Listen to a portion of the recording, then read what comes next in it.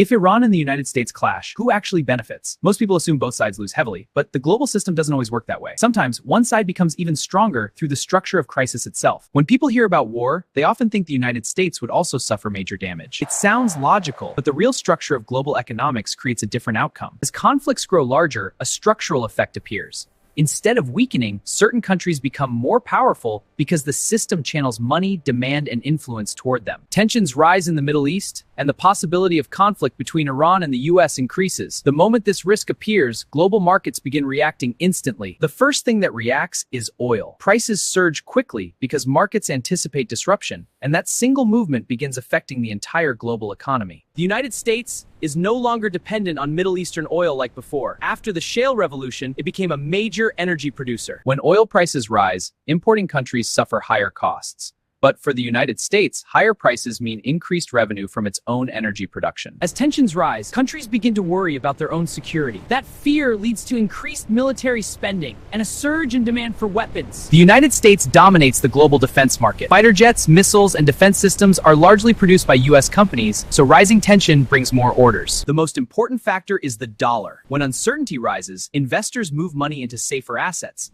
and the US dollar becomes the primary destination. Even if stock markets fall and global systems shake, money moves towards stability. That movement strengthens the dollar and pulls global capital into the United States. As war continues, global supply chains become unstable. Companies begin looking for safer and more reliable locations to operate and invest. As a result, more companies and capital move into the United States. Stability, infrastructure, and security attract long-term investment during uncertain times. When you connect everything, the structure becomes clear. Rising oil benefits US energy, defense demand boosts its industry, and capital flows strengthen its economy. So the real question is not just who suffers in war, but who understands and uses this structure. If you miss that, you may misunderstand every crisis that follows.